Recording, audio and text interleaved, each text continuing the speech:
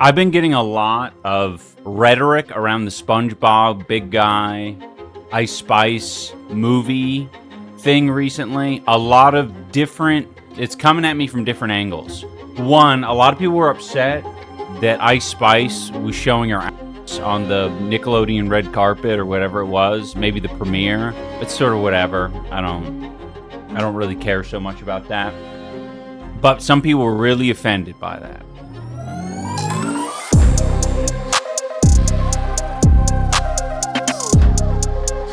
Yo, now we're going to take a look at June the King.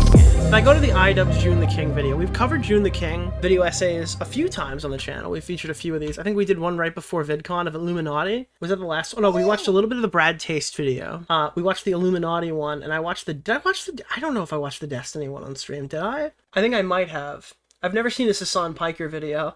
But today, my friends, we are going to be checking out June the King's video on iDubbbz. Now, it's 3 hours and 30 minutes, so I want to try to stick to some early days shit, at least for this. I don't know if we're going to finish this video another day, but we're looking to get at least an hour's worth of it, if I'm interested in an hour's worth of it tonight. So I kind of want to learn some early shit, because this is my hot take, is that iDubbbz was never super funny, and this video could actually prove me wrong or prove me right on that one. I think that when people go, oh, iDubbbz used to be really funny and now he's not, I think a lot of his older jokes have aged extremely poorly, and I was just young at the time and I thought they were funny. Not like, oh, it's racist now. It's just like, I think that his jokes were unfunny back then. Regular unfunny. Not like progressive, you're not allowed to say that meme content. But progressive is not the right word. I don't know what the right word is. The correct word is probably SJW. I just don't like using it, so I try to find different fucking synonyms. Jobs of a court. Nick used to think Fred was funny. I think iDubbbz was funny in the same way that Fred Figglehorn was funny when I was fucking 10. I'm not even kidding. I think that's a really good comparison. Ian Jama, better known on the internet as iDubbbz, was a creator celebrated for his creativity, effortless humor, and critical commentary. In virtually every aspect, he was a modern-day court jester. He made strong arguments for why shame is necessary. But he also danced, whether this meant reviewing pickles in a storm drain or unboxing a single cup of ramen. Again, he had so many different things. He had so much going on. The bad unboxing stuff was like very different from like the skit videos, which was very different from his commentary content. And that was cool. But do I have to just get out of here and jump over it? Oh my god, I'm so fucking stupid. I figured it out, guys. But yeah, he was just like, he had like a good aura. Ian proved to millions he could. And one thing that I constantly was referring to earlier is that not only did Ian have good aura, he had like a lot of confidence in his voice, which he just does not have in current day. He doesn't sound sure of himself at all. It sounds like every fucking sentence is a question. Could entertain, push boundaries, and evolve. It was late 2015 that Ian premiered Content Cop, a staple of YouTube commentary that brought light. It literally built... A staple is summarizing it as less than what it was. It essentially paved the way for the video essay genre. Like the Jay Aubrey type videos don't happen without the Content Cops, and like anybody who's making like well-edited video documentaries and stuff. That's where they come from. To shameless creators and their uninspired content. Yet as Ian's plans became grander, there was a felt loss of momentum. Perception definitively changed when his wife announced her OnlyFans, and Ian felt himself. AI voice? No, dude, he sounds like this. I've literally chilled with this guy in real life in Cali. You know, he sounds just like this. This is him. Being the target of shame.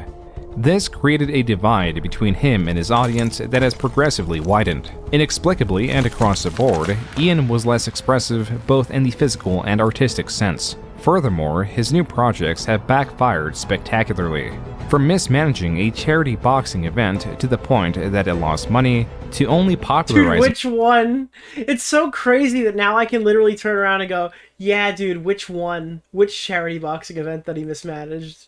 His opponents in attempts to suppress them. iDubbbz is now seen in a far worse light. And though there are hundreds of videos speculating on the matter, few provide a satisfactory answer. This is why this video aims to explore the... Well, to be fair, there's not really a satisfying thing about iDubbbz. The satisfying thing is watching it unfold in funnier, increasingly funny ways. Story of an ambitious advocate for creativity who has lost everything that has made him successful. This is why it is best to start at the beginning. Yeah, this is what I wanted, because we've covered a lot of like modern day iDubbbz shit. The old fucking vintage stuff is what honestly is like a breath of fresh air right now.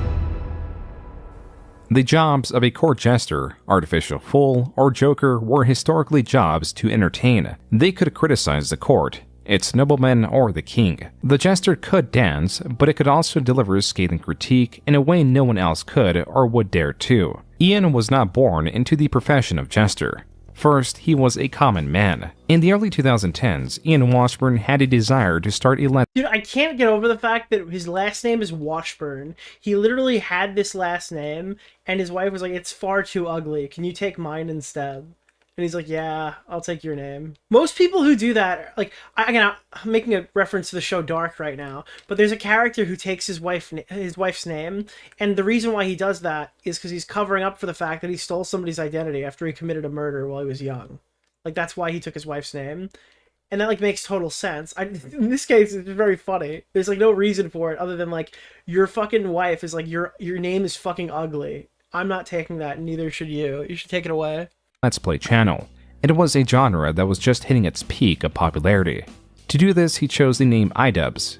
The I stood for Ian. Dub, which is slang for victory, was derived from the first syllable of the letter W. Yeah, he's iDubbbz now, and this is something that people don't want to address. He literally is not iDubbbz anymore. He can never be iDubbbz again without changing his name. In this convoluted way, his channel name was both representative of his initials and also directly meant I win. But there was an issue. iDubbbz with a single B was already taken, so he added another B, but even still the username was taken. Finally, he tried iDubbbz with 3 Bs and acquired his first channel name. Ian also made iDubbbz 2, likely for non-game related videos.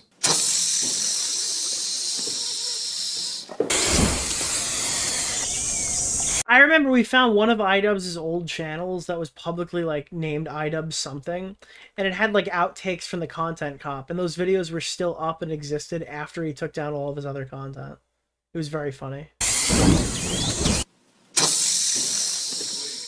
Ian, on the channel iDubbbz, played games that were highly popular at the time, from Amnesia: The Dark Descent to Minecraft, and perhaps also recorded a video about Anime Expo. Ian did well to blend into the background of this genre. Naturally, this was an issue. There were already hundreds, if not thousands, Yeah, it had the one outtake. Yep, it was literally still up after he took everything down. of creators playing these games and even their modified variants. By late 2012, Ian had gained a greater understanding of what it means to stand out. In playing less popular indie games, Ian did not have to compete with his far more popular contemporaries. It's funny how many of these guys literally come from gaming roots too. Like, that's not like an abnormal... And people say like they pick commentary because the gaming stuff got so oversaturated, they always wanted to do that. And that might even be true for people like Josh. Like, Josh really likes Sonic and stuff, but his passion, I guess, became drama YouTube. I'm like the only psychopath who liked drama YouTube more than gaming YouTube, and that's why I came here. Use the power cell from your plasma gun to power up the jump port. It's also funny that iDubbbz is literally an old school gaming YouTuber who switched to commentary, and his gaming streams in current day are still somehow really boring. Like, this guy literally started out making gaming content or whatever, and his gaming streams now are just like finding clips of him talking about his wife, or his wife making fun of him. That's like the value that comes out of his gaming streams. Alright, it looks like it's in order. Let's go.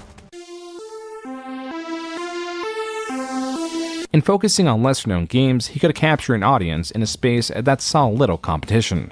This is why Ian found growth in playing Overgrowth, a modifiable combat-driven game. Do you ever say, "Oh, you like Overgrowth Let's Play"? That was from the Leafy video. That as popularity for the game grew, Ian's channel grew with it. One of the easiest ways to learn about new mods before trying them is through YouTube. For example, the iDubbbz TV channel has more than 150 Let's Play videos showing off 150 videos? So he was like a gamer. He actually was a gamer, chat. That's a lot. I didn't know he had 150.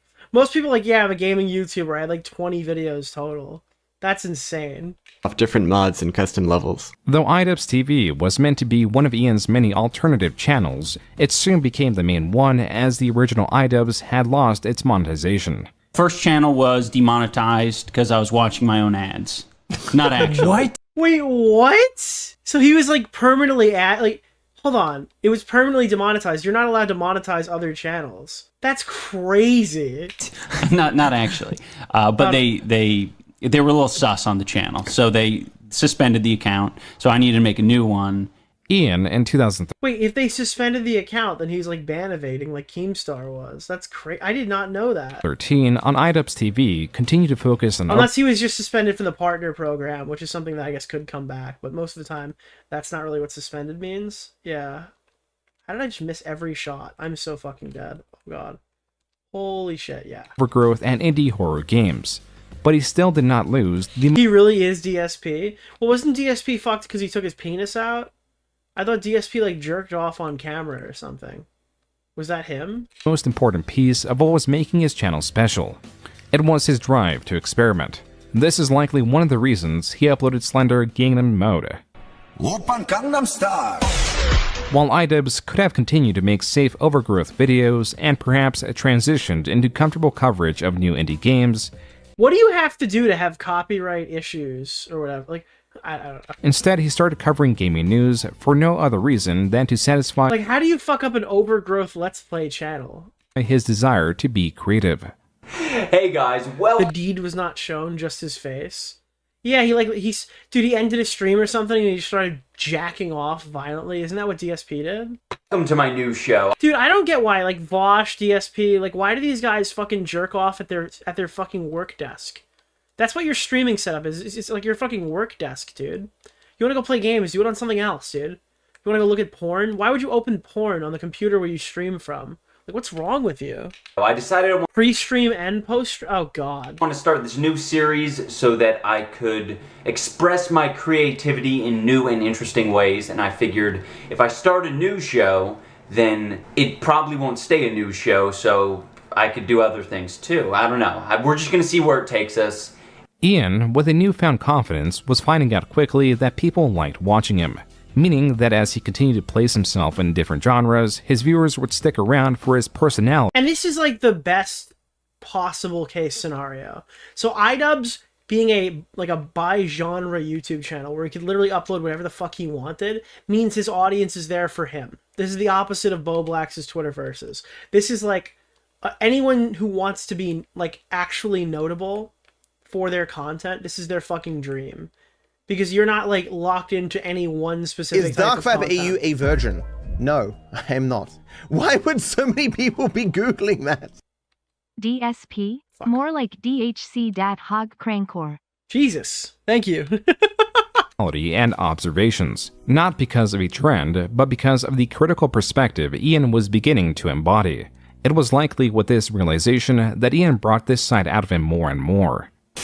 So I've seen a lot of people contributing to some pretty bad Kickstarters. I feel like the main problem with supporting pretty much anyone on Kickstarter is that I can go on You have absolutely no idea if the product is ever actually going to get made. Kickstarter and give you an idea for a game and maybe do a little bit of work on it and just be like, yeah, I need some help making this game. It's gonna have all the awesomeness of Fallout 3, the open world of Just Cause 2, and all the guns of Borderlands, and all... And then people are like, wait, really? I gotta give money to that immediately. This is such a good idea for a fucking stream segment, too. So, a ton of boobs. Like, that's what I'm gonna make. Ian, through this news video, started to give his audience the tools to be skeptic and critical, to question the reality of situations. In relation to Kickstarter, he was questioning how inexperienced solo developers could claim to surpass even the most beloved franchises as if the only barrier was money. In the majority of cases, the developer speaks not of creativity, but ego. And on Kickstarter, some projects were being rewarded for their unsubstantiated promises, rather than proven ability. In a way, they could divert funding from true, well-meaning creatives. How the fuck do I hurt this guy? Do I have to, like, do something? This injustice and ego was the enemy of iDubbbz, and his weapon was comedy and shame. Most of y'all know me as Texas. Holy shit. Texas, really? Texas. Most people know you as Texas? Yeah, dude, it's a name, Who's you know? most people? Most of y'all know me as Texas. His audience, dude. What are you talking about? Oh. Okay, well, fair enough. Let's go ahead and keep watching the video. Kickstarter crap. In this series, Ian honed in on And he literally can't make any content like this anymore because it's too mean for him. Like, he's boxed himself out of even Kickstarter crap. poorly conceived Kickstarter projects, often giving an overview of how the creator views or advertises the project to them pitting their perspective against the reality of what the project actually is. We're trying to make the first game that's designed by the players for the players. Alright guys, so having fully looked at this Kickstarter project, I can tell you for a fact that they want to make a very cookie-cutter MMORPG. By mid-2014, the Kickstarter crap series consistently outperformed any of Ian's Let's Plays. It helped that he broadened the range of So Kickstarter crap was the first of his regular content. Nicholas, That's interesting. the goat. I appreciate that. When did he start, like, legit food review? That was all the stuff that he did in the sewer. topics to criticize not only successful Kickstarters, but also Kickstarters that were not exclusively related to gaming. And though he did continue to post Let's Plays, his new series were not at all directly related to gaming. Hey everybody and welcome back. Today I'm going to be doing my first unboxing video. It might also be my last unboxing video, but I felt like I needed to do this because right now there's a lot of unboxing. That was it. It was legit food review, bad unboxing, Kickstarter crap, and content cop. That is an insane lineup of shit that has nothing to do with any of the other stuff you're covering. Like, that's fucking insane. Videos on YouTube, a lot of people opening up loot crates. Isn't legit food reviews part of the food review content cop? I thought that was a separate show. Maybe I'm just stupid? Junk boxes, stuff cubes, and a bunch of shit like that that really... Didn't he do more? I could have sworn he had more content in the sewer. Can I say something to you, Nick? I really like is wow. You know... Thank you! Appreciate it. Quite honestly, just a bunch of leftover shit from a bargain bin at Big Lots, okay? So, I'm here to break the mold, really and I expressed my concern on Twitter, and luckily enough, toothbrushsubscriptions.com reached out to me. So they sent me a package. It's iDubbbz deliberately selected the most mundane item, which proved the point that regardless of genre, any video could be interesting. In this video, Ian quote-unquote tests the toothbrushes by bending or breaking them. He also inexplicably spits on his lap after rinsing his... So it's literally like the fucking Jerry Rig Everything review of toothbrushes. And it sounds stupid and mundane now, but I can understand why this was like... It's the character. If you don't like the character, then you're just not getting anything out of this content. There's like nothing to... There's nothing to say about it if you don't like him as a person. His mouth with water. A small, possibly unintended... Oh, that's another thing. He came in when Leafy was kind of making his exit. That's another one, yeah. And a detail is the Bugs Bunny themed glass. Bugs Bunny is a character known for being a cunning, chaotic trickster. In this way, Ian and Bugs were one and the same. In 2014 alone, iDubbbz made various unboxing videos on a self-sealing bicycle tube, 2 graphics cards and a CPU, a motherboard, cups of fruit, and of course, a simple bowl of noodles. And he somehow threw this all away years earlier than expected. It's crazy.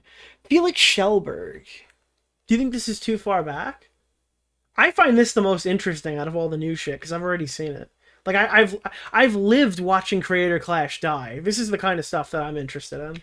Ian opened 2015 by reviewing a pack of pencils that went as expected. As most of you guys are aware, I am an avid kung fu enthusiast. I can break blocks of wood. I could break cylinder blocks. Slimy Weasley fuck. Thank you. I remember on an old, baited, think it was iDubbbz versus Rice Gum, Keemstar pointed out that it wasn't fair that Ian was untouchable because he was so private and never shared his life. Spent months at a time away from YT working on videos. And Keem probably had no foresight in that, but only said it because he was friends with Rice Gum. But he was damn right about that too. I always do the funny part is, yeah, that was probably like a big factor. You name it, I can break it. Thank you for the 5 gifted.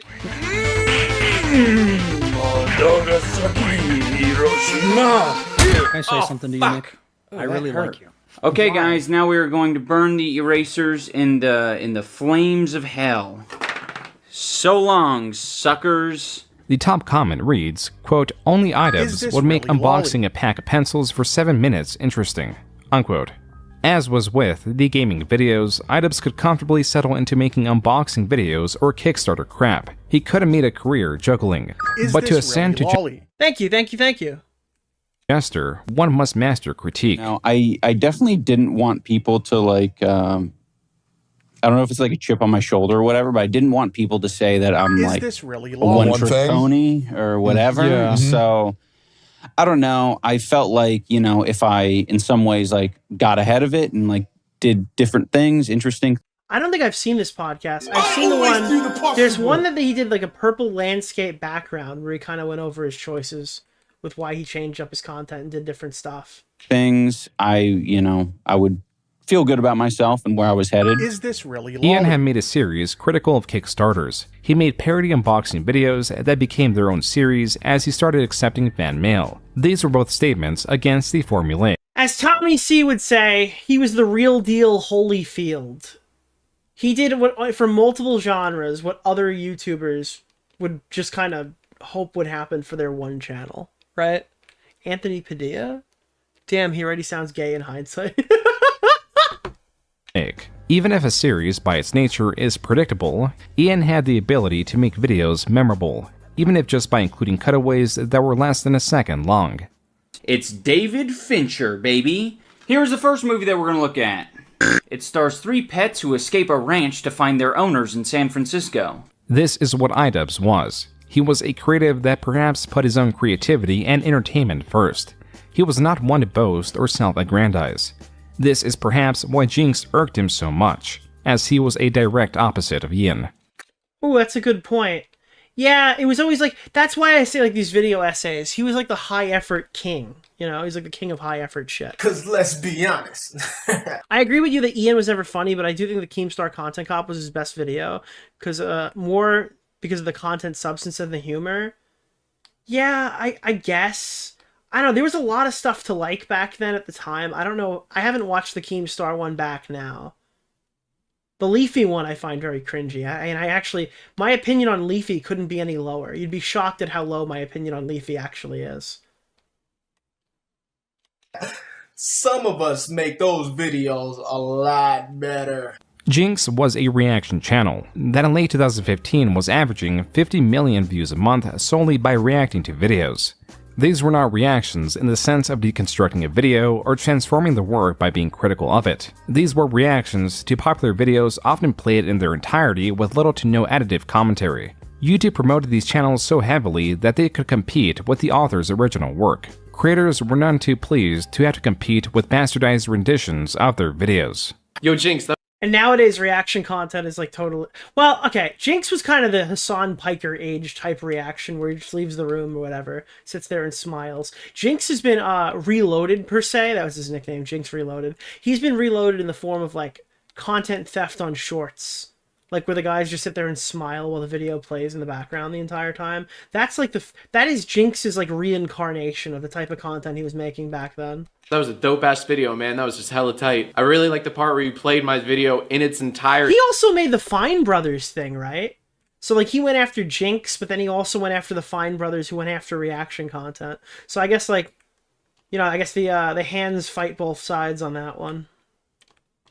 And then didn't really react to it, just kind of sat there. I also like the part where you added virtually no insight. You just kind of rambled on for about 5 minutes and missed the point entirely. Pretty brilliant how you played the entire video in your channel. It's like it's a one-stop shop. Why bother going to my channel to watch that video when you can just watch that and your reaction? Though creators did push back at this trend, even at their crudest, they failed to effectively... But I always thought, like, the people who do that, their content is legitimately... It makes the video worse. Like, having... Dude, Jinx's face being on the screen means that, like, that's part of the video that's either smaller or covered. And I have absolutely no interest in watching. I don't know why you'd watch things through Jinx to begin with. But clearly it was working, because he made a fuckload of money doing it. Shame the genre, but not iDubbbz. He's not, like, adding any... Like, Jinx doesn't have any opinions on any of the stuff he's watching, so... I don't know why you'd watch it through him. The biggest reaction channels, or the biggest reaction channel right now, is called Jinx. Do you remember, I always bring this up every single time because I need people to remember it. Do you remember the big titty reaction girls? Essentially, after every video was posted, there'd be YouTube used to have a feature where you could put like and then it would show up below it, like a reply video. So all of these girls with like cleavage would show up with like fucking triple fucking Q tits and would pop up and be like, oh, my reaction to Colossal is Crazy's newest video or something. And they'd be like, wow, it's so insane. Or something. Do you remember? Yes, dude, that was like one of the funniest fucking things that ever happened online.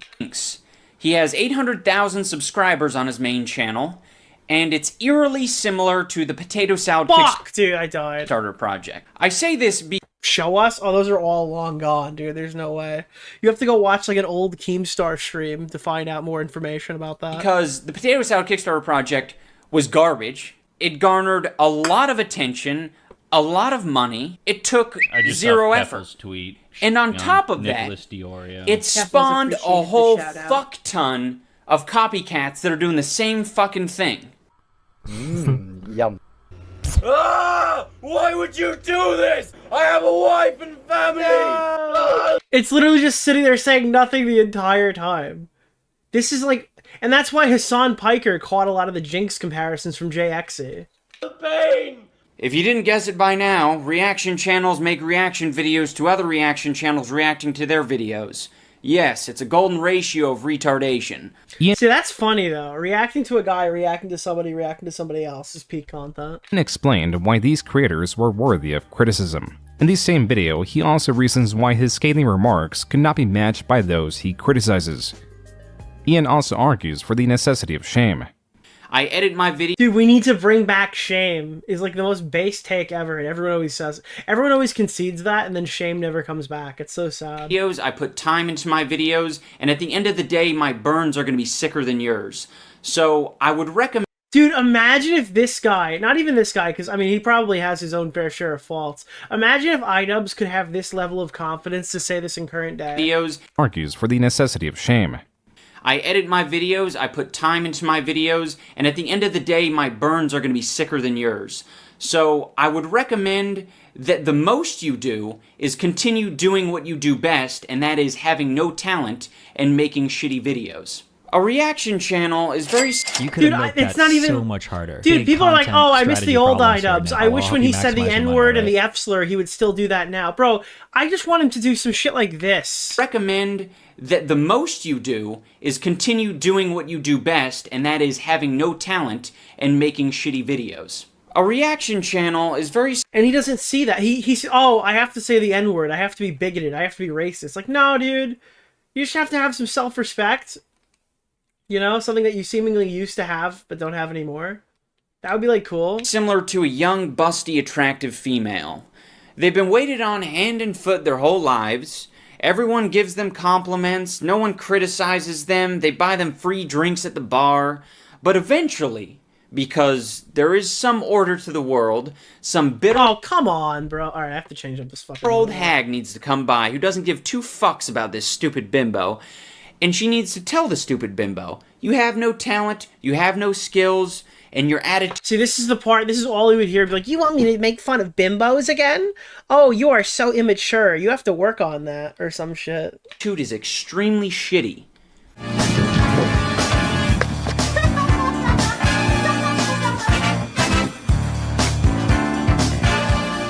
Hey there, folks. I'm the content cop. I'm here to make sure everyone's content is up to par, and if it's not, I'll bring them to justice. Yeah, okay. I guess nowadays you'd look at him and go, yeah, right? You in what army? On December 13th, 2015, You need therapy? Now he's the therapy. He's the therapy endorser. I watch your video, I sob to my wife, and I tell you that you need to go to therapy. It's me, the therapy guy. Cop busting Jinx reload released. The video opens with a small whimsical skit before transitioning to Ian's typical filming location. The first introduction of Jinx in this video is not centered around the content, but rather the character and ego of Jinx. Oh, yeah, he got in trouble for this again. There was some weird shit in this, wasn't there?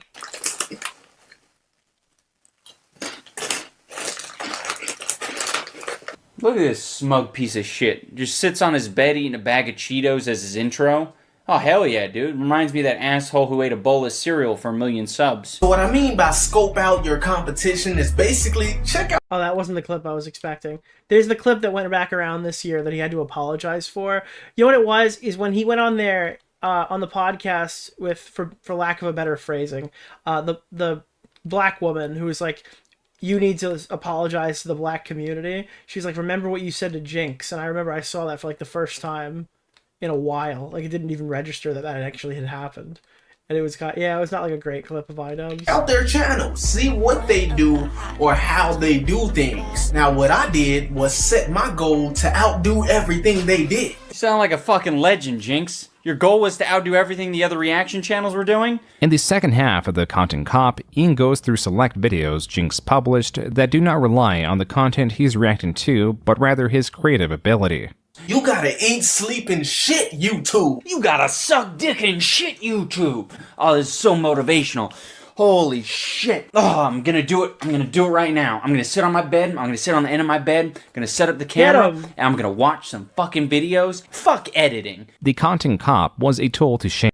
And dude, this was around the time on YouTube. People don't remember this. They were so antagonistic to anything that caused financial gain because YouTubers just generally made more money. That's what I think. I don't know. I have no idea on Twitter. How much they were making Nick, at the time. remember when you took a drink and swallowed spiders? I think about that often. Okay, bye, scissor. That's terrifying. That's a terrifying thing that you just reminded me of. I don't even remember doing that. Did I do that?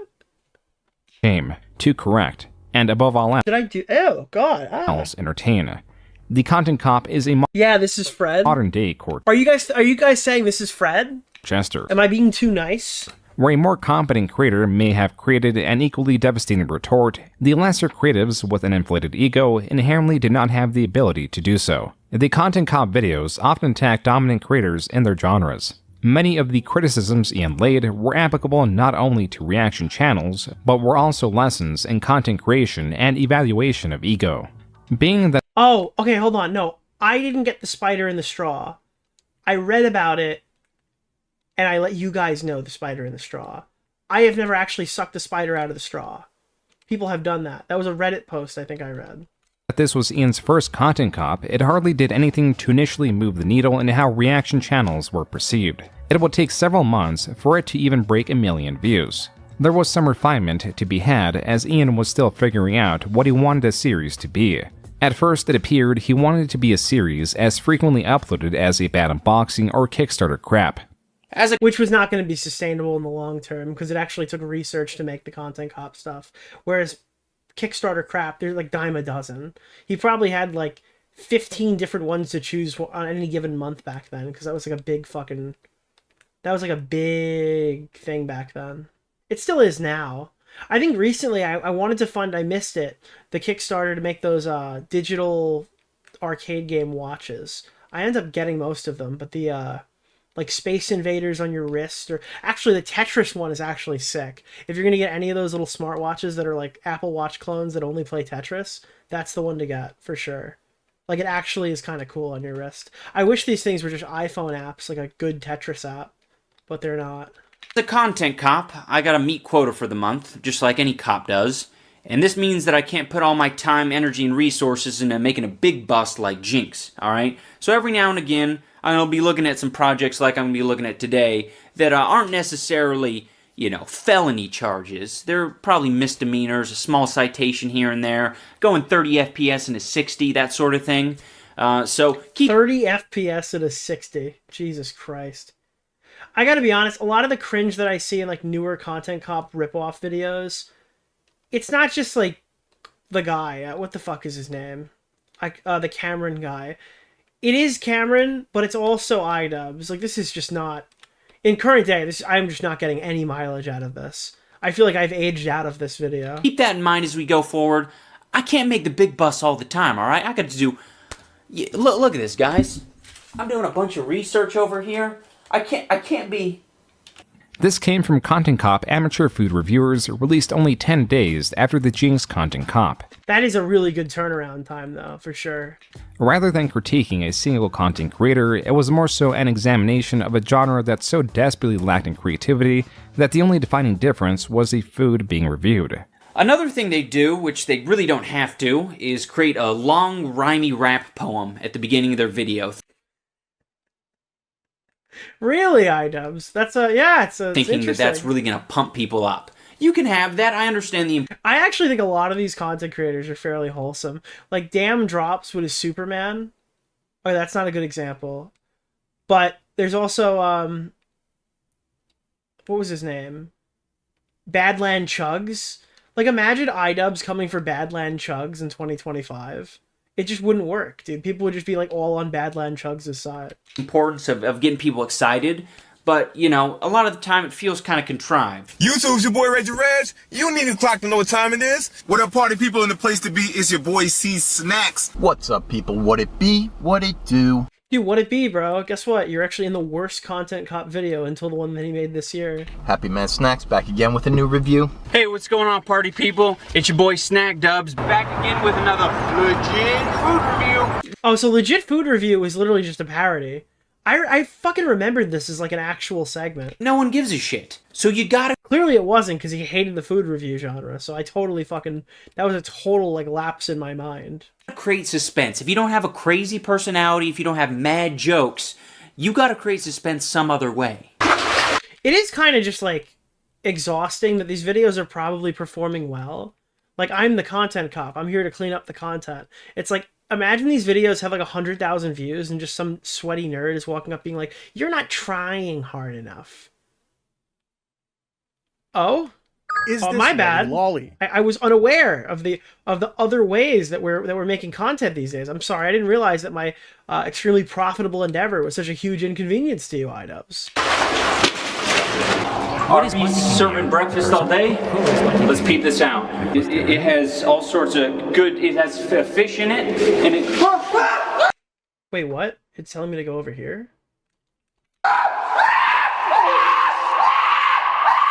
Today we're going to be looking at all the food review channels that can't help but do the exact same thing as every fucking other food review channel. This Content Cop, like the toy review channel Content Cop, were far less risky and less hard-hitting. They served to deconstruct rather than harshly critique. Yeah, that was never going to be like, sustainable to do like the mini content cops, because you'd be like, why am I not working on the bigger ones at this point? If I'm spending all this time making these videos, why the fuck would I like wasting it now? Tempered is Content Cops dependent on the quote-unquote crime. Why? If not clear by previous Content Cops, this was clear by his coverage of the Fine Bros, and where he emphasizes he does not want to beat a dead horse, almost as if he made a video covering them out of obligation. And he said that recently. It's like, I don't want to beat a dead horse on this. I don't want to post the... What is it? People who were watching my videos would keep making more content when I was done, and I would move on to the next one, right? That was like his part where he claimed he was like part of the harassment wave, essentially. Like after 2 videos, iDubbbz has decided that this is actually over now. We're done with this. We're not doing this anymore. iDubbbz, you gonna go after the Fine Bros? Oh boy. I really like you. Why? He really didn't like this shit, because he did the same thing with Jake Paul, right? Like Asian Jake Paul. I was all excited. Gonna get so many hits if you make fun of the revenue bros. Nick just started insulting me viciously on Twitter. I should have broke the story. You're not crazy. I waited a few days. iDubbbz made a legit food review 2 years ago on Tiger Tails. Well, you know why? Him eating shit off the ground. Do you know why I think the legit food reviews were real? Because he started reviewing flavors of Chex Mix, dude. That's why I think that's why I connected it. Because he has done food review shit before. But in his defense, it's always been more than just, like, the food part, right? Like, that wasn't always, like, the main thing. It was, like, the whole package of it. It's a high-effort food review or something. But except the Chex Mix, that's just not... I don't know what that was. The Chex Mix video is, like, my go-to bad new iDubbbz video. Because it's, like, so fucking stupid and funny. Because it's bad. Like, it's not funny because of anything he does in the video. It's funny because of how pathetic he is that he's reviewing Chex Mix. Days and everyone's making Fine Bros videos. Fuck the Fine Brothers. Fine Brothers, more like Revenue Brothers. Revenue Brothers, more like money-grubbing... All of the content Yo! cops up to this point, besides the one on Jinx, could be regarded as the weakest in the series. But Ian was about to define the series. This begins, coincidentally enough, after his Jinx Content Cop. But then iDubbbz suggested that the argument should turn physical. He said this, I'd say we do a charity MMA fight to settle our differences. My charity is the cancer one. And Jinx responded by saying, set it up. Ian was set to fight Jinx, and Keemstar was meant to help organize it. Dude, we're watching right now. Like, this would go on to lead into the death of an entire charity event. Like, this what he just set in motion in this clip will go on to define, like, this current years of, like, drama. I think Creator Clash is, like, a top 2 story this year. That's insane. Ian, in January 2016, released a short video promoting the event. However, Jinx began to demand money and did not seem entirely committed to the fight.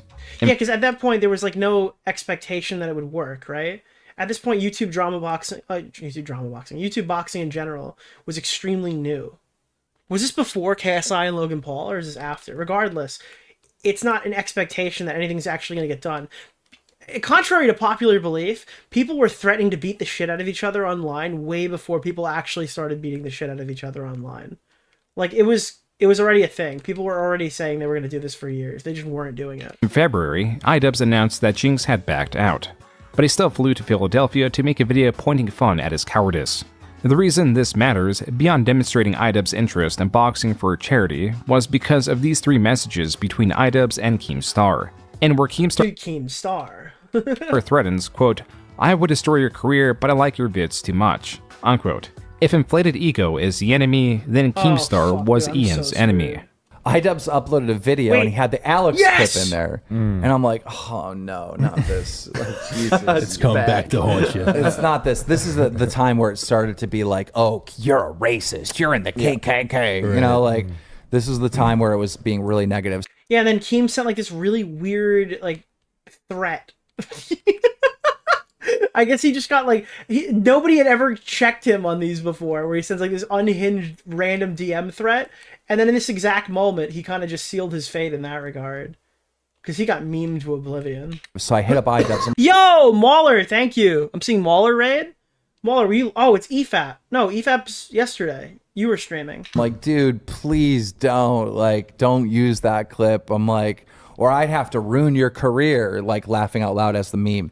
He took that as... Dude, I can't believe he took that you can't show that clip or I'm going to destroy your career. I'm going to ruin your career, dude. I can't believe he took that in a negative way. That was such a nice thing that you said about him. I was actually threatening him. Keemstar has a habit... Dude, it's in text, too. There's, like, no way to convey tone. Even if he was telling the truth of that clip, that still sounds fucking crazy, Keem. What is wrong with you? Of recontextualizing his worst moments to favor him. Although he claims he was joking when he sent those messages, as reinforced by the LOL afterwards... Dude, I wrote LOL when I said I was gonna fucking threaten to annihilate you. There was likely a part of him that meant it. This plays into another element of who Ian is. He is a very stubborn person. He is someone who freely said racial slurs. Yeah, not anymore. For both of those things, in fact. His catchphrase at the time was yen and... Dude, his iconic catchphrase, bro.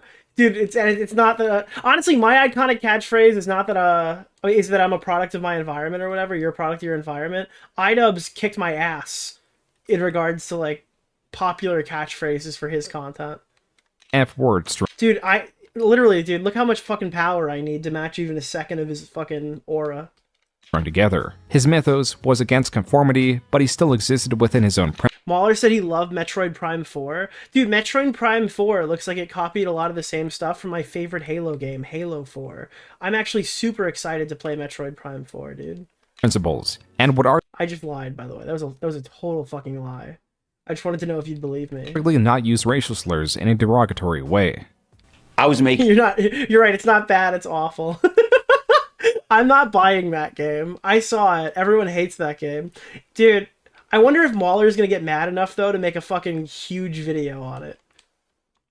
Do you think that he's got that kind of time? If I'm Mauler at this point, I'm terrified of bad games, because the longer you play them, the more angry you get. Making videos, like, during a time where it was very popular online to be, like, anti-social justice... And in a lot of ways, I've been like lumped in with a lot of people who were making big anti-social justice videos back then. You weren't lumped in. You were like aligned with those people at the time. Yeah, I mean, not every one of those people were like crazy, like assholes. I guess. Definitely like part of that culture. I definitely wouldn't deny that. Like up until a couple months ago, you would have defended Ethan in that. With Ian hating being suppressed, it is possible that he set on making a Keemstar content cop, if only because Keemstar threatened him. So that was the thing. It's like the day before I released the Keemstar video, I called my local police and I was like, wait, what? He called the cops, dude? I didn't even know that. That's crazy. Put me on the white list. Are you fucking serious? Yeah, I said, give me a call. I put that call in too. To be fair, I've also put the, hey, I'm not trying to get swatted phone call to the police. I'm so dead. No, bro. No. If anything happens, I did the same thing before the Leafy one as well. Wow. It is that fucked up, though. It is seriously. Like, some people are really just out of their fucking minds. Those of you listening who don't follow YouTube, like, it's that fucked up. Yeah. Ian feared the retribution from attacking Keemstar so much that they put measures in place to avoid being swatted. Finally, on May 5th, 2016, Content Cop Keemstar released. Ian spends nearly the first 4 minutes hunting different versions of a gnome meant to represent Keemstar. He goes from storm drains to the desert. And it was smart because Keemstar already checked him on the clip of Alex, and that was probably what he was prepared for. So he's like, yeah, I'm only going to be using this clip as comedic relief, guys. That's the only reason this clip's here. So we're going to be talking about other Keemstar related things. This was the showman and playful side of Ian. It also helped reinforce that Keemstar looked like a gnome. If there was any insult that his audience could rally behind, it was that. Ian in his video highlights Keemstar's hypocrisy, transactional and manipulative nature, and his ego. In the video, iDubbbz also makes it a point to state that he unironically believes Keemstar should end himself. This content cop was gaining traction like no other. In just 9 days, it had hit nearly 2 million. That's the thing, is he was a great shit talker. Now he is afraid of the concept of shit talking. He's like he has such bad trolls remorse that he can't even like insult people online anymore unless they're like directly mean to him. And that's not even probably like written in whatever code of ethics he thinks he's following. He's just like a hypocrite. Views and stabilized at yeah, now he just like cries like a baby. That's his new iconic catchphrase, like being in tears. A high like ratio. Even so, it hardly affected Keemstar's channel as he continued to gain subscribers well into May. This is likely because instead of fighting the criticisms, Keemstar embraced them. I find it almost impossible to fight with people who I think are funny. iDubbbz knows I've been watching his videos forever. He knows I'm a fan of him. And he's fucking rolling on the ground with pop. Bro, I've been watching his videos forever. He knows I'm a fan of him. Sent one message. He's like, hey man, this is the first time I'm talking to you. Can't wait to report your channel's death, dude. That's a different guy. That was a different one. Popcorn and fucking gnomes. Keem was crazy back then, dude. Keem has mellowed out over the years. He still does crazy shit now, but he's not nearly as insane anymore. I always do the possible. Meanwhile, I was watching the Keem guy and that H3H3 fellow while they were doing the Vape Nation. I'm like, oh shit, dude, this is exactly what I want to do. I want to be as psychotic as everybody else. And shit, and I'm just not mad. I knew that was Total Biscuit. The other one was Total Biscuit. It's funny, While Keemstar was initially unaffected by the content cop, as the video gained traction, his friends would eventually betray him. One of those people was infamous creator Leafy is here. By the end of May, iDubbbz had surpassed 1 million subscribers. Though Ian had struck gold with yeah, dude, and the YouTubers around you are like, how fucking dare you? How fucking dare you succeed, you little shit? his Keemstar content cop, he had every YouTuber is just like, I don't know, mortified of the concept of other people thinking other YouTubers are cool. progressed to lesser targets. In June, he released a second content cop on toy review channels, and in August, he released a video on the prank channel How to Prank It Up. Reply back to them, hey dude, you have something stuck in Rob's media in chat, Leafy is queer. your teeth. Hey man, what was that plastic green thing hanging from your hair? And then what's gonna do is a made you look prank. So they're gonna think, oh man, did I have something in my hair? You made them look. For this prank, you're going to need a cell phone with Snapchat installed. You need to attend VidCon, meet up with a creator that you're not a very big fan of, and say, hey, I'm a big fan of your work. You take a selfie with them, and then you send it to all your friends with a caption like, got him! Or, I got a picture with Roman. See, this is, alright, we were talking about Boblax. Say, look, hey, I'm a big fan of your work. You take a selfie with them, and then you send it to all your friends with a caption like, got him! This is what Boblax kind of did, but with a picture of Keemstar, and said he was owning Keem because he was wearing a dress. I mean, this is like what we're dealing with here in terms of Bo Blacks. The thing that he's describing right now is what Bo Blacks did. I know. Him or I got a picture with Roman Atwood. This was arguably the weakest. Because I guess, is it because Keemstar is transphobic? Is that like the... I still don't understand how... this is like the only thing that's left unturned in the Bo Blacks drama. And least Content Cop-esque in the original series. The ethos of the Content Cop post-Content Cop Keemstar was to shame the shameless. This is likely why Content Cop on How to Prank It Up was one of the least viewed. That and his highest crime was making tutorial videos on dull pranks. How to Prank It Up even kindly ran... Yeah, the guy was kind of just cringe. Meanwhile, he's being put next to like Keemstar and... to his Content Jakes. Cop. I actually don't think I've ever seen that video. The How to Prank It Up one in full. Quote, I watched this video all the way to the end. Damn, you roasted me good, iDubbbz.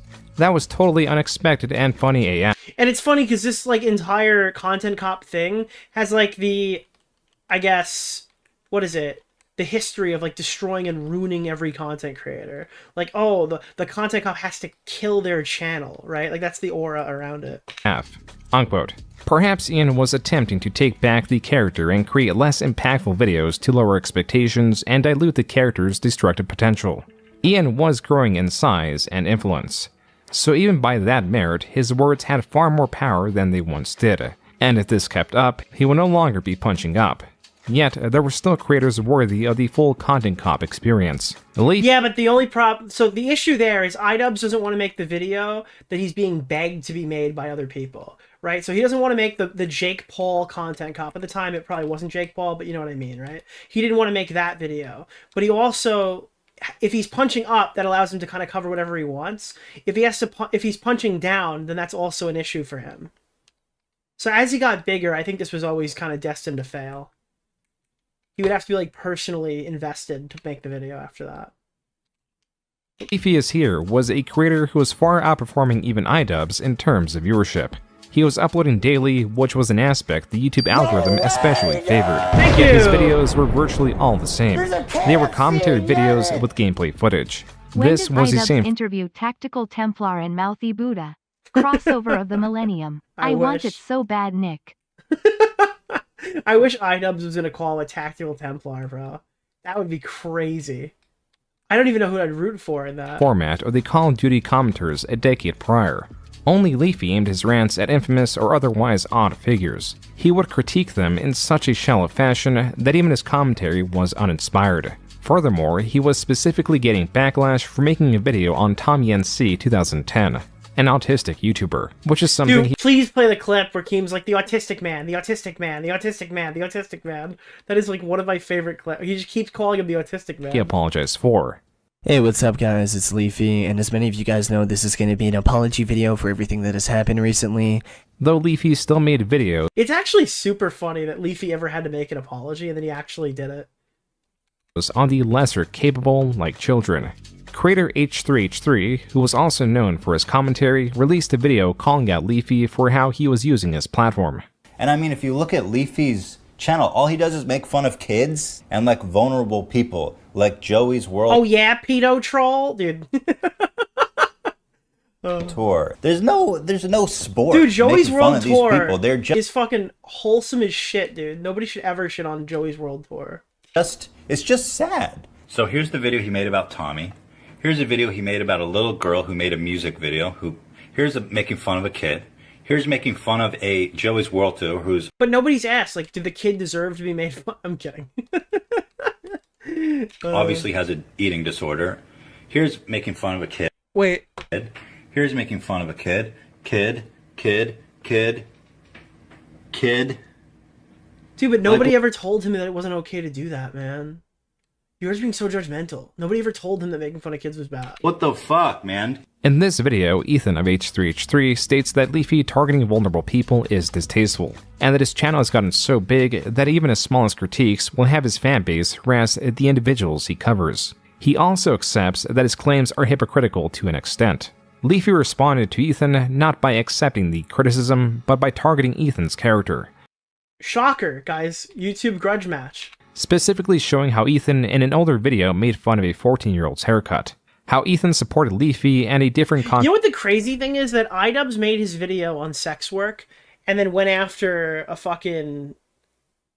wasn't it like a kid? I don't know, like a 15-year-old kid or something that was.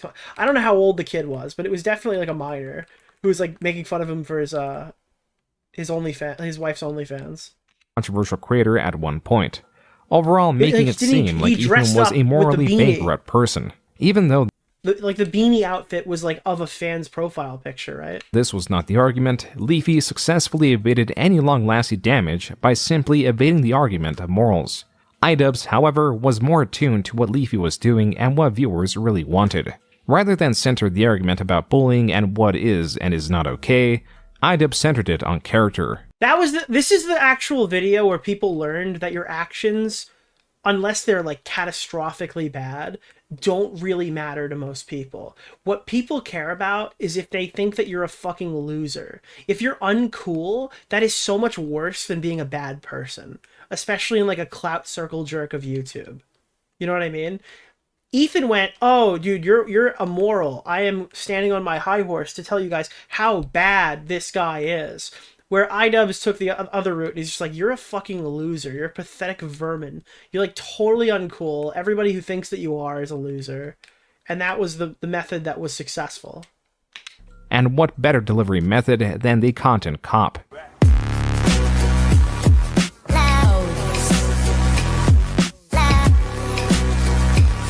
Cue music.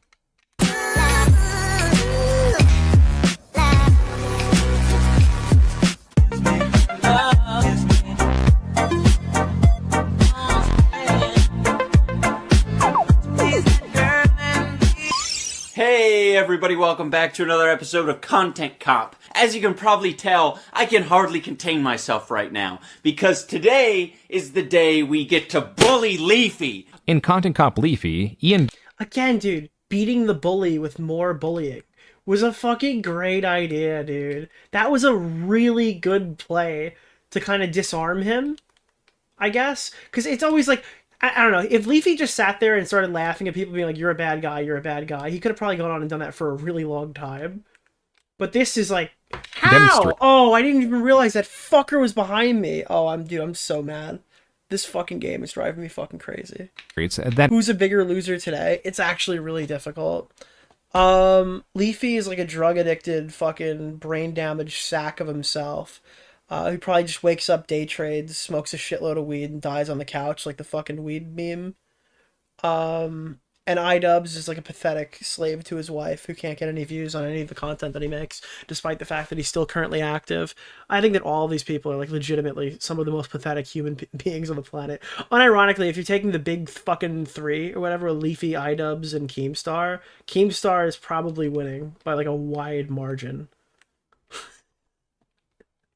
And not only can he play the same game as Leafy, but I would rather be addicted to drugs than have Anisa as a wife. Is DarkVibe AU a virgin? No, I am not. Why would so many people be Googling that? Thank you, Rob. Also, he was better at it. Straight off the bat, I want to let all the newcomers to my channel know that I'm perfectly fine with bullying. Make fun of someone because they're fat, autistic, or riddled with acne, I don't care. Yeah, he's gone back on this one. Now it's if they don't like him, it's cool.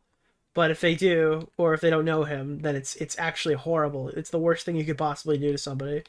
Make fun of them. I think my only stipulation with the bullying is that you also have to not be a pussy. You see, because if you're a pussy and you're... also, for iDubbbz, he's actually like a pussy now, so this doesn't really... Yeah, this is another one that really doesn't track for him. He's not really doing very good here. Hiding your putrid, malformed chin behind your hand, your sleeve, or your microphone... You're showing people that you are extremely self-conscious. You're showing people that you're a pussy, and that takes a lot of the oomph out of your bullying. Ian, in his video, breaks down Leafy's repetitive, shallow comments, and how Leafy, in his most scathing critiques, only half-heartedly takes ownership of the insults.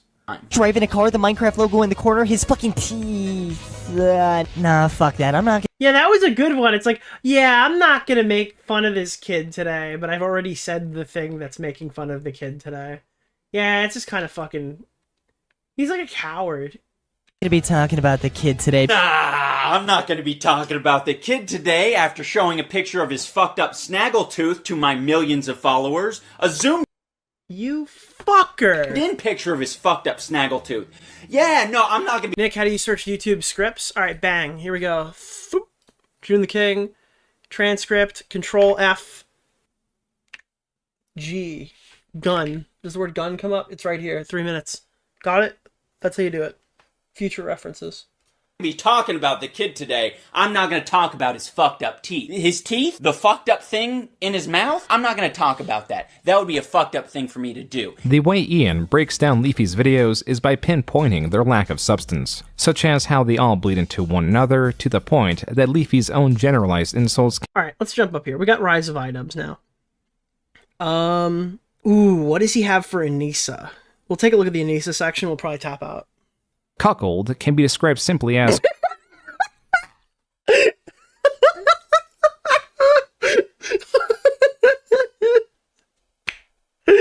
No way. No way, dude. That's an insane timestamp. quote, a man whose wife is sexually unfaithful, regarded as an object of derision, unquote. This is what some segments of the internet saw Anisa Jamha, Ian's girlfriend, as. They started dating around late 2016. Anisa, as a not-so-popular Twitch streamer, would get a boost of attention from— Dude, Anisa was a non-popular YouTuber, Twitch streamer, entertainer in general. It's crazy. It's crazy how unsuccessful she managed to be. Ian's audience. I found a lot of purpose and love in streaming. That was my passion. Right. But when by the way, we again, learned this is that— June the King. June the King has uploaded a 3.5-hour video on iDubbbz. You can check it out at your leisure. I recommend it because you won't be watching the whole thing here regardless. that wasn't something that was viable. There was just so much hate. Yeah. I would get people either coming in asking about you constantly, or like hate towards me, or hate towards you, or, you know, my career, the thing that I've really loved, like, I couldn't do it. Yeah. You know, I just couldn't do it. Even though Nisa had her Bro, what career? Are you talking about Denny's? What career did you have? reservations, she What were you doing before this? would continue to stream and exist as a public figure. The most popular videos on her in the late 2010s would not mention her by name, only as iDubbbz's girlfriend. The best example of this is by creator Brittany Venti's takedown of Anisa, where Venti drives the narrative that Anisa started dating Ian while she was dating someone else. I met somebody whilst I was in an on and off relationship that was shit, but wasn't very public about the shittiness of it.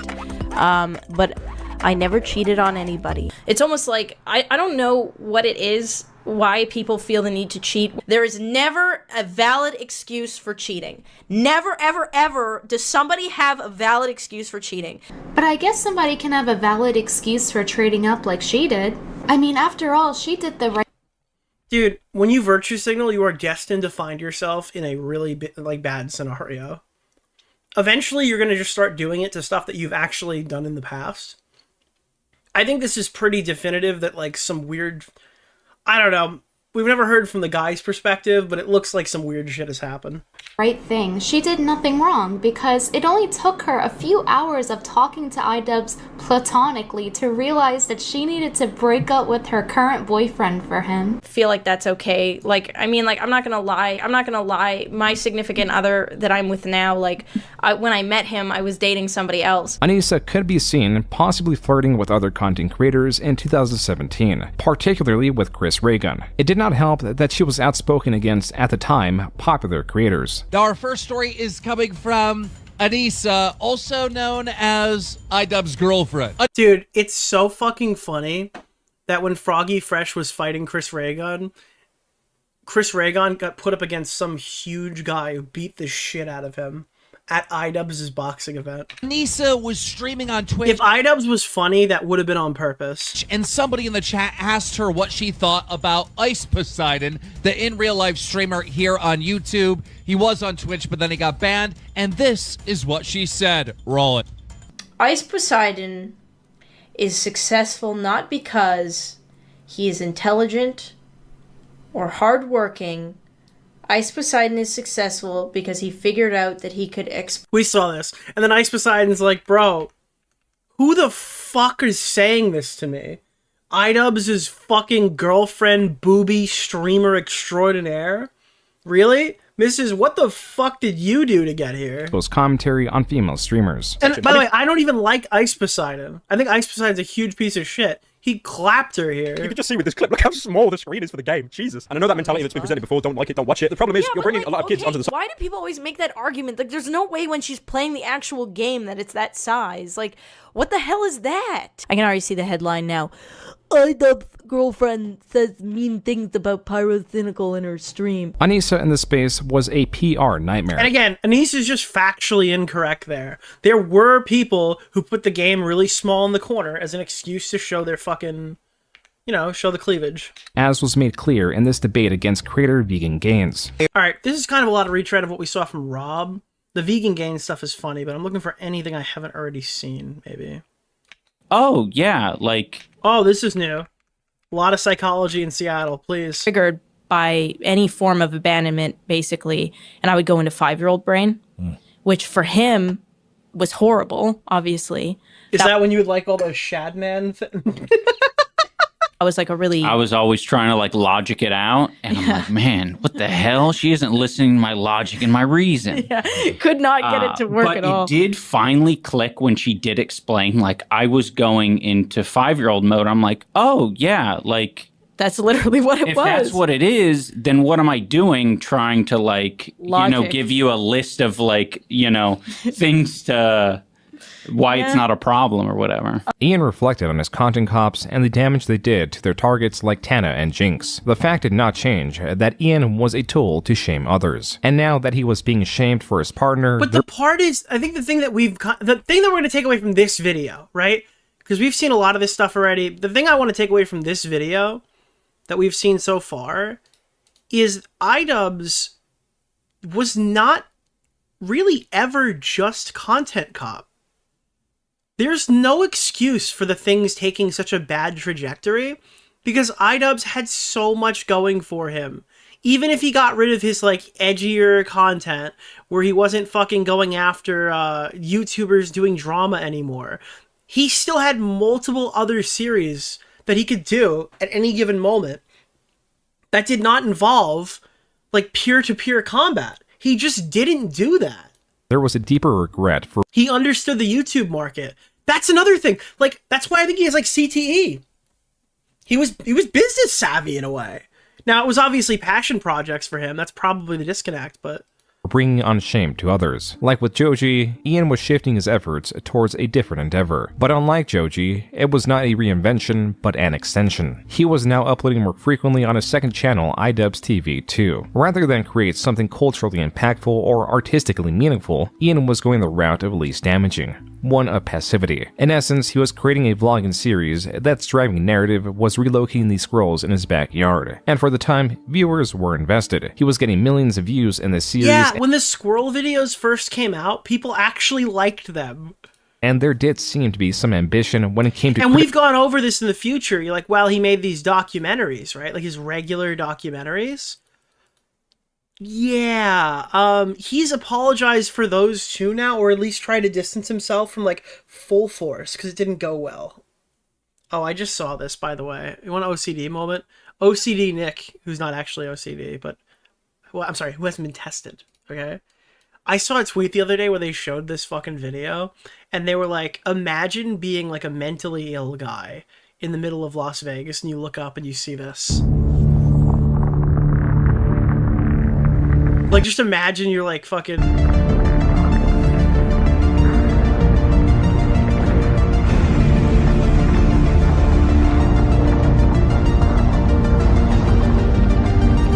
like, imagine the fucking terror if you're just walking down the street and you see this blacked out fucking building rip open.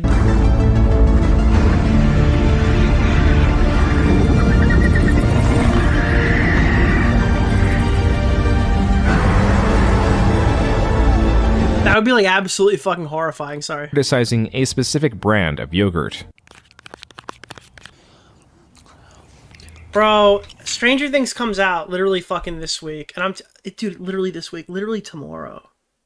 Tomorrow, because it's already the 23rd now. It comes out literally tomorrow. And they're gonna have some fucking scene where Vecna, like, it becomes a good guy. And then the Mind Flare appears. And they're like, oh my god, we gotta stop the Mind Flare. I wouldn't be surprised if they stop Vecna in the penultimate episode. And then the Mind Flare is, like, the fucking big enemy. They've been priming Vecna to get some weird, cringy redemption arc, despite the fact that he, like, unapologetically murdered his little sister, so I'd be very surprised to see what happens. You just fucking write it home, dude. If that happens, you heard it from me first. watched me eat 3 yogurt cups. And in that time, 12 animals died. They died from this. Not just any yogurt cup. A Yoplait yogurt cup. Does Yoplait have, like, evil pesticides in it, or do they eat the plastic? Yoplait, you know the little red leaves, the red flower Yoplait yogurt I actually don't remember this container. And Yoplait, we're saying no way. Hashtag no way, Yoplait. We are going to boycott your company until you solve this problem. And you don't even want to know what that means. I have an army behind me. What do you have? Where's your social media presence? This is your only warning, Yoplait. The top comments are assuming that Ian... I always wondered why they sold squirrel traps in every grocery store. If iDubbbz actually manages to change the cups, he'll be ethereal. targets have changed from criticizing creators to going after companies that are worthy of a content cop. Logically, this would make sense. This could enact welcome change, and Ian would not need to temper his blows as he did when critiquing creators. I never even thought of this, yeah. Though viewers would soon be disappointed. Alright, so about 14 days ago, I issued a challenge to Yoplait. I asked them to... Why does he look so depressed in this clip? Like, what's happening? change their cup design. Come up with something new. This is all new to me. We didn't hear anything in response. A lot of you, I noticed, thought that I had some sort of grand plan, some sort of grand scheme. Sure, I still want Yoplait to change their design. I don't know how I'm going to get them to do that. I'm open to suggestions from you guys, but I'm not this... This is so cooked. Why did he make this video? All-knowing wizard that can snap my fingers and make a large corporation like Why did he do this? General Mills just decide, oh, well, he's spooked us, so we're gonna change it. No, it's not anything extreme. Sorry, Phil. I'm not gonna murder someone for a YouTube video. He literally didn't know where to go from there. iDubbbz revealed his hand and showed that he was no longer holding the Joker card, or any card for that matter. This multi-episode series, tracking squirrels in his backyard, was only a vlogging series. Quote, "This is the oddest pivot in content for a YouTuber. I feel like at this point, this series is just Ian doing yard work and getting content from it. I can no longer tell if this is a joke or if I had a stroke." Unquote. No, if Ian had a stroke, June the King. The comments, while still engaged, were speaking of being confused at the lack of purpose of Ian's content. Yet there were other comments realizing that there was no purpose. Ian was moving away from his profession as jester as Ian showed displeasure towards these viewers. Are we watching iDubbbz squirrel content? I don't like iDubbbz anymore. All he's doing is playing with his squirrels. I like Felix. PewDiePie is so funny. He makes Luai. Dude, this is like virtually indistinguishable from like the fucking streams where he's complaining now. Oh my god, dude. Look how old his camera was when he started to suck. It's fun. It's all good fun. Ian did have ambition, just not with his vlogs. On main channel iDubbbz, he released Full Force, a documentary that explores the day-to-day life of fallen content creator Airsoft Fan. Yeah, he's kind of pushed back against this one now, too. It is a colorful and bizarre exploration of the star Airsoft Fan. I thought this was boring as shit, dude. I legitimately, this is like one of the most boring videos I ever watched. I was so not into this. That also makes it a point to bring light to various supporting characters that are obscure in their own right. They all have different motivations and key personality traits that Ian fleshes out. The documentary, as an exploration of Airsoft Fatty, also exposes his lack of aptitude in any regard. This extends to house upkeep, cleaning, cooking, forethought. There is a looming feeling of dread as Fatty will inevitably be met with a terrible fate based on his innocence and ineptitude. But Ian does not further explore this. Instead, he celebrates Airsoft Fatty's innocence and positive outlook on life, which accurately highlights the tone Ian set for the documentary. And the best words I have ever heard have come from the worst version of an old cartoon you used to watch, Yu-Gi-Oh! It's the most recent. Wait, what? The main character states that his father told him, when you want to cry, laugh. When you want to frown, smile. Is that Kaiba? It's like, why go around feeling like shit all the time? Sure, you're gonna have your days, but get up, dust yourself off, for God's sake. Is that Gozaboro Kaiba that he's quoting? Does anyone know that? I don't even remember that. Sake. We're humans. We're born to... It was 5Ds. Oh, okay. I don't know. Get back up. Outside of the Content Cops, Full Force is the most viewed video on Ian's channel, and the top That's Yusei's dad. Gotcha. comments I don't think I watched that much of that show. are all engaging with the video as an isolated documentary detached from Ian's former work, yet also express frustration at the smaller segments of viewers that did not engage with the documentary in the way he wanted. Am I the only one who thinks Full Force is a Shane Dawson content cop? Are you mentally ill? This reminds me a lot of a tagged photo I saw on Instagram where someone said, iDubbbz did a documentary in only a month, what takes Shane Dawson many months to do. Let me explain what that sounds like in a more poetic... Dude, you could see this is when he started to suck because he's got like the weird pedo stash. way. He was watching all the bread tubers when they all kind of got the Stalin flow a bit. And that's where his like weird pedo stash started coming in. Hey, that you might be able to understand. No, I can't have a girlfriend right now. No, I can't have a girlfriend right now. I have a job. I can't have a girlfriend right now. I got a job. Sorry. I work at McDonald's 3 days a week. One could infer by Ian's lack of Content Cops, his Save the Scroll series, his last bad unboxing for what would be several years, Again, like, what was the incentive to stop bad unboxing? that he was taking a different approach. In late 2019, Ian uploaded World's Largest Toy Popper. Like, you didn't need to destroy everything that you had already built that was successful.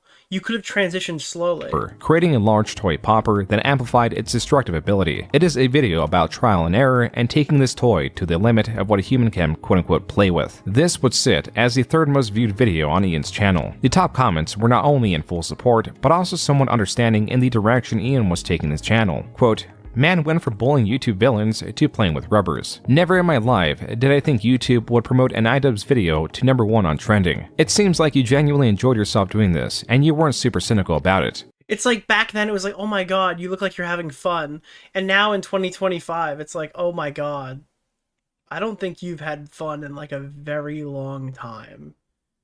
It's okay, you can rest now. Keep having fun, man, unquote. Ian was succeeding in his transition that could not have come at a better time. In December 2019, YouTube removed Content Cop Leafy, a casualty of its new harassment policy and a warning to anyone that would attempt to revive that era of YouTube. This was an action that did not need to exist to deter Ian to returning to who he was. He was not even able to fully realize a new accepted version of himself because of what would happen the following year. On March 9th, 2020, at 10:36 a.m., Anisa announced on Twitter that she was opening up an OnlyFans. While her followers and allegedly Ian were supportive, there were a fair amount of people turning the situation into comedy, making memes and looking further into who Anisa was. He was calling out a YouTuber that no one liked, everyone hated, and had a fan base of just children, and now he's been Dude, I see this clip right now and I'm like, oh my god, is Vosh about to say something about Lolicon? reduced to an absolute bitch boy, man. How does this even happen? There's memes all over You were the chosen one for this subreddit about how much he's a basic bitch, and there's a lot of people that are making summaries for why he's getting this much hate. And by the way, this iDubbbz situation is like a masterclass in how to fuck up like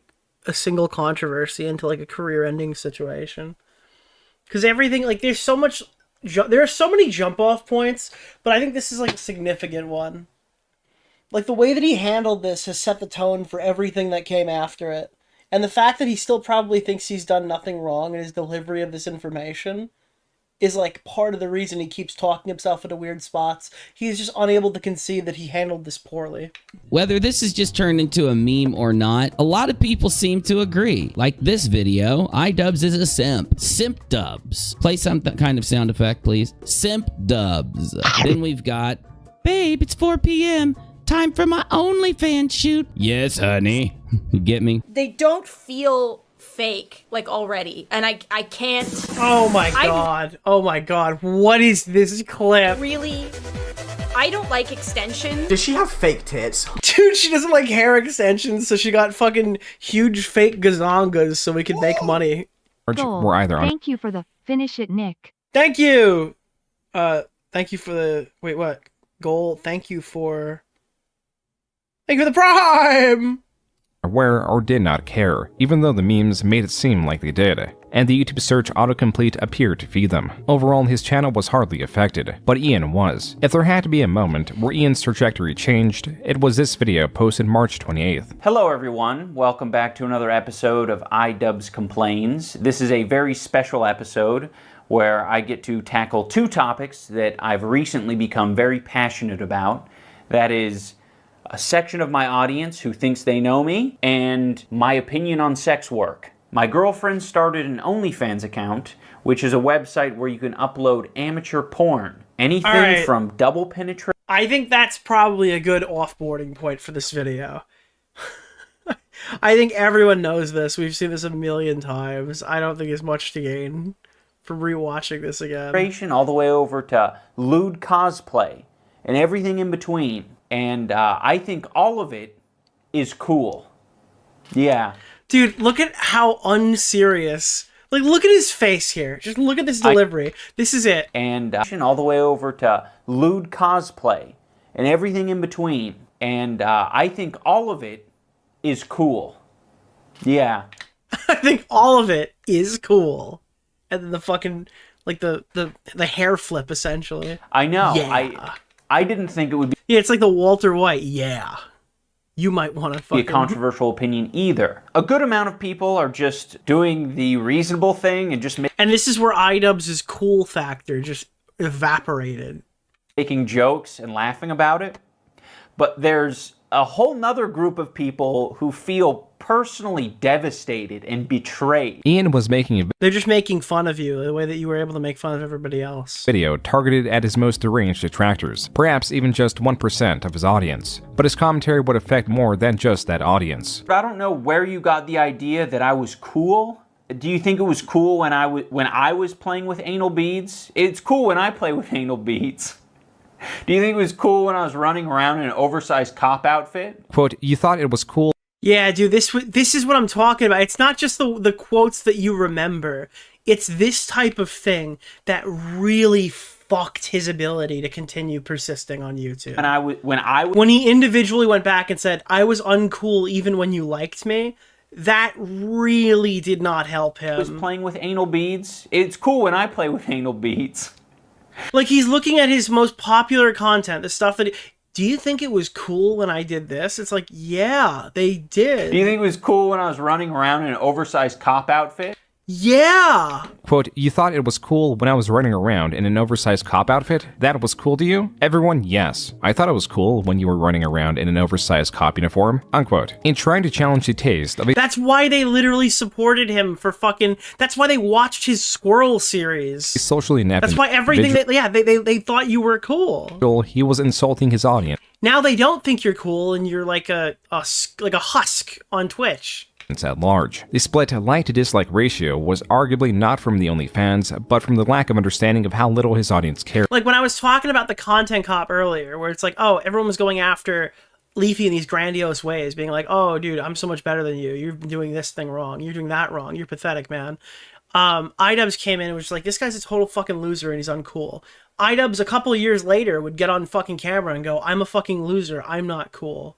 P.S. My wife started an OnlyFans, and it's okay if you jack off to her. Which, by the way, I just would never have worded it like that. That's insane.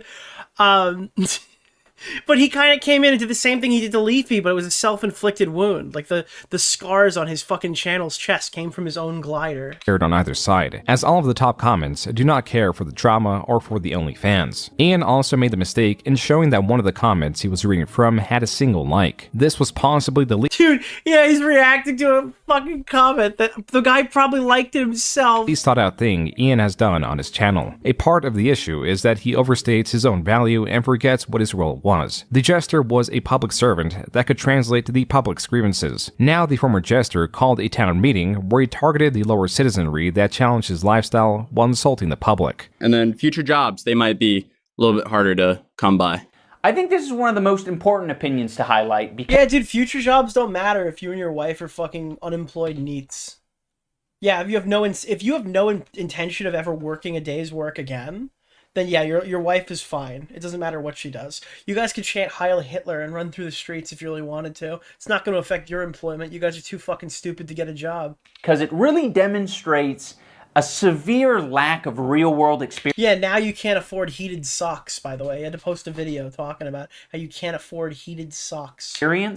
When you're saying that future jobs are going to be harder to come by because of an OnlyFans account. Like, if you think this affects your standing or your social credibility in getting jobs, you are so sadly mistaken. Ian challenges the idea that employers run background checks, or that if they did and were not hired based on sex work, then the employer is immoral. And I will also say, if you want to morally grandstand, one of the shittiest things that I think you can do morally is judging... Dude, if you want to morally grandstand, stand back, buddy, because I'm going to be morally grandstanding the fuck out of you. Someone about what they did previously and not hiring them even though they're qualified for the job. To close the video, Ian expresses his desire to address the hecklers. Hecklers that the crowd were now beginning to appreciate. Sell their body online fucking suck. That's the worst.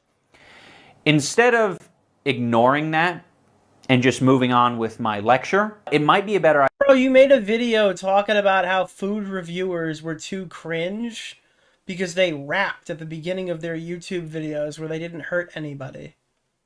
And you thought this would be something that, like, people would just look past? Idea to point those people out and say, yeah, I actually don't agree with that shitty opinion. Well, now he has to buy plates and spoons off of, like, discounted holiday items. Because it seems like me just ignoring it has led to like a cultivation of a bunch of retards. Following this video, Ian lost around 20,000 subscribers and greatly increased conversation around Anisa's OnlyFans. The goal was to be more obvious with his intent, perhaps to quell some dissatisfaction. The result proved to be the opposite. I think people are way too fucking invested in internet celebrities, and it's just genuinely pathetic. Yeah, and people literally came in to, like, sweep, too. Now, I don't agree with every point iDubbbz made in the video, and I don't think that's a big deal. It's like one of those where it's like, oh, if you minimize this down to defending somebody who's defending their wife, then the big, mean internet mob is just attacking for no reason. But to do that, you have to ignore every single thing that iDubbbz said in the video, and how it, like, contradicts every single thing he made before this, to kind of give this, like, boilerplate, surface-level garbage shit take. I fucking hate him because I disagreed with a couple of points, and I think overall, this shouldn't have even been a controversy in the first place. She made $40,000 selling no nudity on OnlyFans. It's fucking Instagram pictures. That's genius. 40,000 the first time. Now, how come we haven't gotten updated numbers? It's free money. And then people calling iDubbbz a cuck about how she's gonna get a new boyfriend from OnlyFans. Are you out of your fucking mind? Do you think the Easter Bunny is real too? In this video, iDubbbz kinda attacks his own fan base, so obviously a lot of them are not gonna be happy with it, and I think that's why this has so many dislikes. But guys, listen, it's not all hate. There are a lot of fans that are still defending iDubbbz, and even other content creators. Like iDubbbz's good friend, H3H3, he quit. Alright, this is the last thing. I'm getting out of here. I'm getting fucking tired. But holy shit, dude. His good friend H3H3. Keem, did you not know this? Did you not know that... Oh, this is so fucking crazy to watch in 2025. Guys, listen. Yeah, never friends, by the way. It's not all hate. There are a lot of fans that are still defending iDubbbz, and even June the King is a hate, fucking demon for getting such a good fucking foreshadowing clip. Not gonna be happy with it, and I think that's why this has so many dislikes. But guys, listen, it's not all hate. There are a lot of fans that are still defending iDubbbz, and even other content creators. Like iDubbbz's good friend, H3H3, he quickly responded on Twitter saying this: "The war against the incels has begun. Chad Army represent." Even Leafy came back to comment. You know how many years it took to watch iDubbbz fucking deteriorate before people moved off the position of only racists and incels hate iDubbbz and Anisa? It took so fucking long to be vindicated off of this because the tone-deaf argument of it's just incels and racists. They want him to say the N-word and call his wife a whore. And it was just a constant echo chamber of that until people realized, oh, wait, this couple sucks. These are, like, awful fucking people. Holy shit, dude, they have no redeeming qualities. What the fuck were we thinking? On this. Yeah, I know. Dude, you're a fucking cuck. Out of all the videos, PewDiePie was likely the closest to understanding what was happening behind the scenes. For someone that's been sucking drama, you know what we're... Yeah! Oh, you're gonna trigger me. Who the fuck wrote the Joe Mega? they're just mad that he grew up. Do we have any veterans of the He Grew Up battalion in here? Holy shit, I fucking hated you. I fucking hated that you go into any thread when iDubbbz is being annoying and they'd be like, they're just mad that he grew up.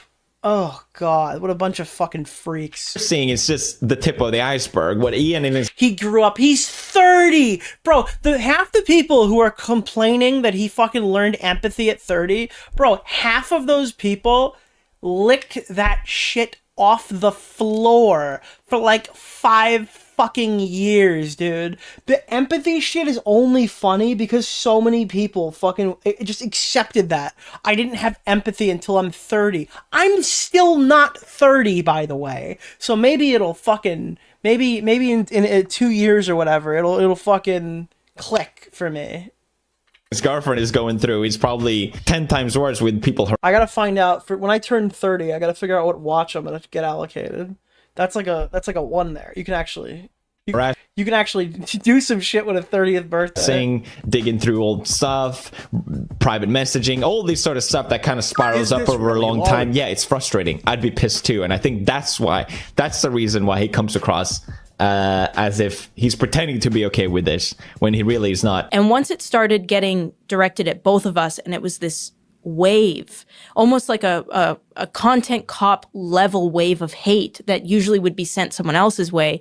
When he received that, I think his brain like had to like acknowledge like, holy shit, this is what it is. This is what it's like. In some cases, for it to really impact you in a big way, maybe it needs to be like a tragedy in your life, something very... I didn't realize there was this much fucking psychology in Seattle audio. Is this like out there that people can get, or do you get something like rare? Big that like really moves that needle. So what was it for you? For me, I mean, I would say like the OnlyFans drama moved that needle a little bit because I was like, ooh, okay. iDubbbz became radicalized that people online didn't like him and changed his entire personality. So this is... So are you saying it because your audience was... Dude, he didn't do this. You did it. Suddenly revealed to you as, wait, I don't agree with what you're saying here. They didn't just automatically like understand that I could have this opinion about my wife or sex work or anything like that. This content cop level of hate changed Ian. He was reflecting less on the positives of the content cop and more on the negative feelings he gave to specific creators. He was hating being a tool of shame as he was now being shamed himself. And unfortunately, like many of his targets, he was stubborn to a fault. It's good that you're this way. You're very stubborn. You're not going to let somebody tell you, like, when you're doing something wrong. You're going to like ride it out until you come to a conclusion on your own. You can't get him to do something until he'll just one day decide like, I'm going to do this. The other thing she said is that you're a big sponge, empathetically. The people who used to love him for that, for saying what he believed in, no matter how it was received, they now hate him for that. Ian, just as Leafy did. It's almost like that they didn't like him exclusively because he did that. They liked him because I don't know. Maybe it's because they just agreed with him. Maybe that's the case. I mean, I don't think you can always box people in directly. It's like, oh, dude, I like this guy because he speaks his mind. You're allowed to dislike somebody who speaks their mind because they don't have very intelligent things to say. If that makes sense. I mean, I think you're allowed to, yeah. Could not ignore the criticisms, even if they were only produced to hurt him. Instead, a resentment began to build. And I think I'm realizing something. Huh. I think since the OnlyFans thing, you have been being defiant with your audience. Yeah, probably. And I get it. It's frustrating. Yeah. Like you want to like get them to stop being... Yeah. Well, especially when it's like an amorphous blob of people with all different opinions. Yeah. And, you know, you're kind of trying to figure out like, what is majority rule here? Yeah. Ian is stubborn, resentful, and foremost, changing into someone that was less interested in his art and more interested. All right, guys, I'm going to probably tap out here. I might take a look at more of this in a couple... I don't know, depending on how fucking much stuff we have going on in the next couple of weeks. This is June the King. June the King's got a fuckload of these videos on his channel. He's very long form. I mean, they appeal to people who want to watch them visually, or is this really people who want to watch it as something on in the background. like as we have done both ways tonight, we stopped at the hour and 22-minute mark, so we got about exactly what I was hoping to get in terms of interesting shit. We did kind of skip the Filthy Frank segment, so that might be a cool place to start.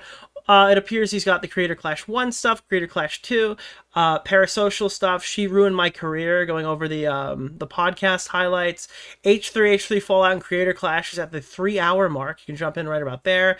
And now just kind of going over Kino Casino. Kino Casino's in here as well. So that's pretty cool. That is pretty freaking sweet, ladies and gentlemen. And there's an outro. Let's see what the outro is. Nicholas What the would Goat, have gotten thank you Ian for the out of this $5, my rut man. was a new audience achieved by succeeding in a new direction. There was potential with his documentary series, but this fell apart after his Sam Hyde Yeah, the Sam Hyde documentary. He could have been known as a creator running the world's largest boxing charity event, but he mismanaged it to the point that even the fighters and his former coach now dislike him. In September, there was even a second H3 stream with Michael Briggs. He's not a good person. No. He's really evil. So that's Yeah, he lost everything, but so many different ways, so many different times. History has not been kind to iDubbbz, even in current day. I think that that's probably it for me. Ladies and gentlemen, I wish you all the merriest of Christmases.